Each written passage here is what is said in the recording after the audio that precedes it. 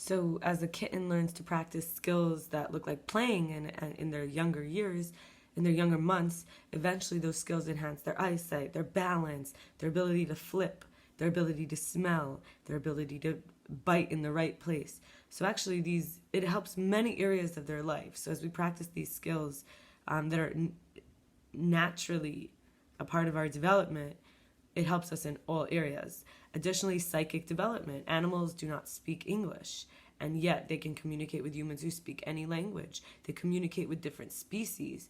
They actually start to develop the psyche, which uses words, body language, facial expressions. It uses tones. It uses pressure on the other, like, how they nudge against each other. They rub. They come close, they do dances, so they develop a psyche that has nothing to do with words. And healing and recovery, animals have an innate understanding of how to heal. They don't use usually bandages or herbal remedies or medicines. It's naturally happening that they go to the right environment and take the right amount of energy. And they also will eat differently, sleep differently. They'll not mate necessarily while they're injured. So it's a very different approach to healing and recovery. And they also will not cause any challenges or problems while they're healing. Sacred space, animals know not to enter another's territory. They know that this is a life or death threshold. They know that going into this space, if they're not ready, could cause their death. So they understand the idea of sacredness is that you must come with respect. And, a mouse will not be running around outside while eagles are in the air, because they know the sacredness of life force energy is going to propel the eagles to eat them. So they understand sacred space and timing as well. Sacred space and time. Animals that are nocturnal are not coming out during the day, and the diurnal animals are not coming out at night. And then, of course, they understand silence. They understand being so quiet that you're undetectable. Or also using the silence to say your vocalization to be attractive to your counterpart females. And of course, we could say, kind of drawing this all together, we could say in co-regulation, there's integration here, but also we would say telepathy.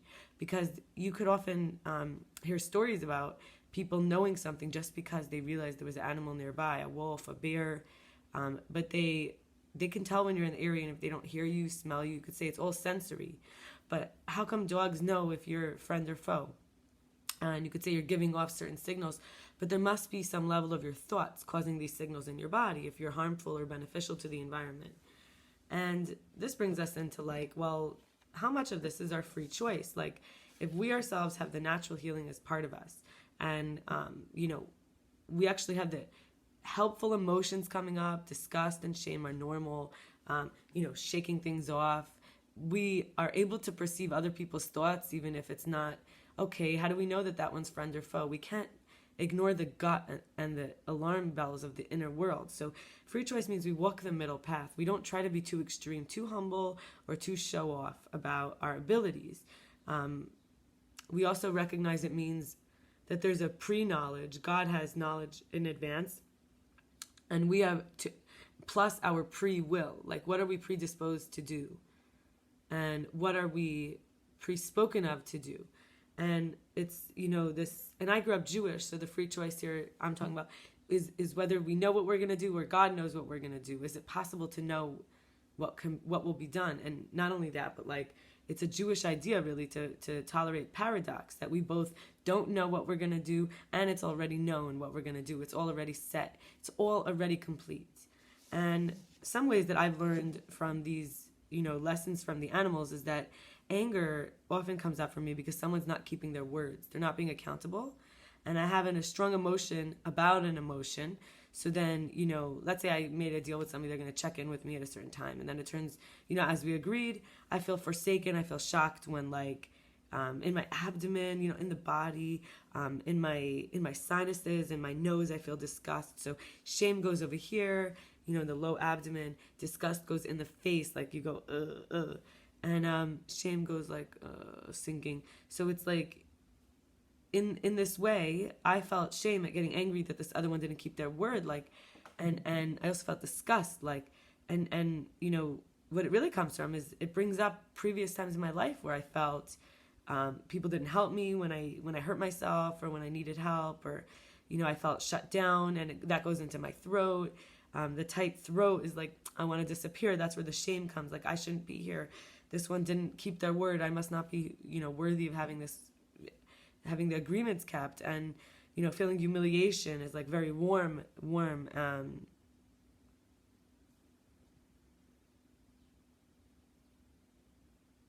And that's in the throat too for me. Feeling peaceful and calm after I acknowledge these emotions tells me it's worth it. Because when I feel the shame and I feel the humiliation and I feel like the disgust and it really comes through and I don't try to hide it, afterward I realize, okay, they didn't meet me. Is all of me really dependent on this? In fact, I realize the emotions stops the unpleasant reactive meanings, the judgments, the self-flagellations, and the stuckness.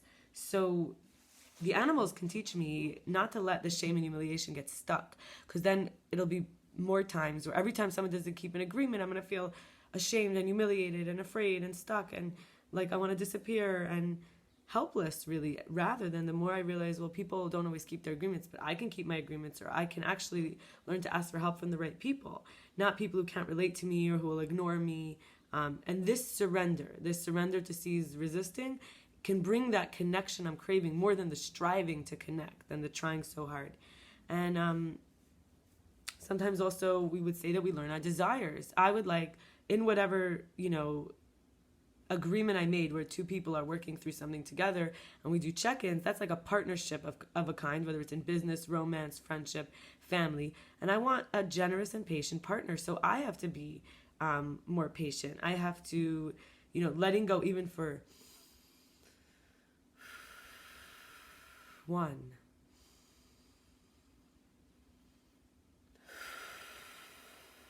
2, 3, I can let my own inner voice speak and say the truth to me that I can trust. You're going to be okay, Shayna. Even though I'm afraid of failing, I don't know, what's going to happen. I can feel safe right now. And feeling safe right now is showing up is enough. It tells me that's what patience is. That's what generosity is showing up for myself. The way knows the way is when the message actually transforms me because it lands. It means that if I acknowledge my own completeness, like I said, and this idea of the paradox that we don't know, but it is already completed. I acknowledge that it's all complete and it will be okay. And I just, truly deeply want the security, then I can let the security come to me now. That trust starts to blossom, and trust is a kind of love. So as I trust that I can let go, my partner in life becomes this God energy I've been talking about. And that's my first partner, is generosity and patience. And I can become more generous and patient. And not only can I show up for myself, I can show up for another. Now, let's say somebody couldn't check in and I showed up. All I say is, like, to myself in that moment is not that their actions reflect me, but rather the lesson is I can just be patient till the redemption, till the goodness. In Judaism, we say when Mashiach comes, when the Messiah comes, when the saving comes, when it's all figured out, when it all makes sense. So I can be patient till that happens. I can let things take their form, and I can be more accepting. That's this deeper desire. That's the desire can be fulfilled for a patient, generous partner if I myself clearly am letting things take form. I'm letting the generosity be emerging, and the patience, the same way I recognize it's coming out of me. And now, what does that mean, elevating desire? I'm just going to give an example for myself. I'm going to say 3 desires that are very ego-based, that are not from surrender. One is I want to feel relevant. When I want to feel relevant, I push and I want to be involved and I want to connect, even if it's manipulative and deceptive or forceful. It seems like it's so important to be relevant that I don't even question. I don't let go. Next is having a cushion. It could be money, it could be network, it could be just having backup people in my life. And third is feeling the power of being sexy, feeling desirable, chosen, beautiful, that I mean something in the sense that I have value because of some gift I was given, because of my confidence or how I carry myself, that idea. And all of those desires are for the self alone. But actually, if I can let go of myself alone and surrender that there's a bigger picture with everything complete inside of it, and even the animals can understand this deeper truth of nature, then my desires elevate. And the first one of being relevant becomes life protects life. I am relevant. I am part of life, and life is always relevant to each other. And that is where my abilities will grow and connect me.